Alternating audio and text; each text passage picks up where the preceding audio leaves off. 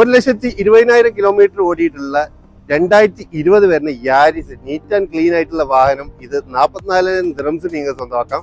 നല്ലൊരു സണ്ണി ഉണ്ട്. 2020 മോഡൽ വരുന്ന 1,40,000 കിലോമീറ്റർ ഓടിയിട്ടുള്ള GT സ്പെക് ആയിട്ടുള്ള ഈ വാഹനത്തിന് 27,500 ദിറംസ് ആണ് വരുന്നത്.